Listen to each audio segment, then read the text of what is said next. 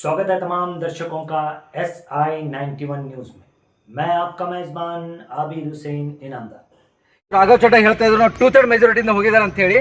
So ಇದು 2/3 ಮೆಜಾರಿಟಿಯಿಂದ ಹೋಗಿಲ್ಲ. ಅವ್ರ ಮೇಲೆ ಆ್ಯಂಟಿ ಡಿಫೆಕ್ಷನ್ ಲಾ ಅಪ್ಲೈ ಆಗುತ್ತೆ ಇಲ್ಲಿ. ಯಾಕಂದರೆ ಆ್ಯಂಟಿ ಡಿಫೆಕ್ಷನ್ ಲಾ ಪ್ರಕಾರ 8 ಜನ ಹೋಗಬೇಕಾಗಿತ್ತು, ಅವ್ರು 7 ಜನ ಹೋಗಿದ್ದಾರೆ. ಹೀಗಾಗಿ ಇಲ್ಲಿ ಆ್ಯಂಟಿ ಡಿಫೆಕ್ಷನ್ ಲಾ ಅಪ್ಲೈ ಆಗುತ್ತೆ.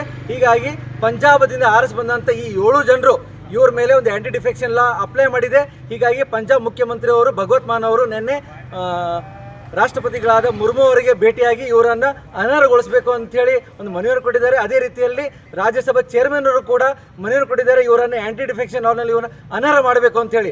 ನಿನ್ನೆ ರಾಘವ್ ಚಡ್ಡು ಮತ್ತು ಇನ್ನಿತರ 6 ಜನ ಇವರು ರಾಷ್ಟ್ರಪತಿ ಮುರ್ಮು ಅವರು ಭೇಟಿಯಾಗಿ ಅವ್ರ ಮೇಲೆ ತೆಗೆದಂಥ ಸೆಕ್ಯೂರಿಟಿಯನ್ನು ವಾಪಸ್ ತೊಗೊಂಡಿದ್ದು. ಹೀಗಾಗಿ ನಮಗೆ ಜೀವ ಬೆದರಿಕೆ ಅಂತ ಅವ್ರು ಹೇಳ್ತಿದ್ದಾರೆ.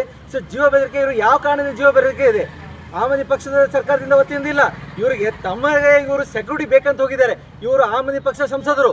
ಇವರು ಆಮ್ ಆದ್ಮಿ ಪಕ್ಷಕ್ಕೆ ಒಂದು ಚೂರಿ ಹಾಕಿ ಒಂದು ಮೋಸ ಮಾಡಿ ಒಂದು ಇದು ಮಾಡಿ ಇವರು BJPಗೆ ಹೆದರಿ ಇವರು BJPಯಲ್ಲಿ ಹೋಗಿದ್ದಾರೆ ಹೊರತಾಗಿ ಆಮ್ ಆದ್ಮಿ ಪಕ್ಷ ಯಾವುದೇ ರೀತಿ ಇವರಿಗೆ ಭಯ ಇಲ್ಲ.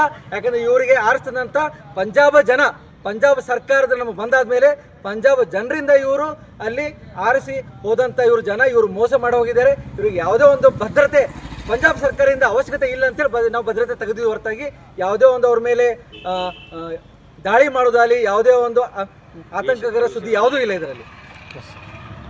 ಧನ್ಯವಾದಗಳು.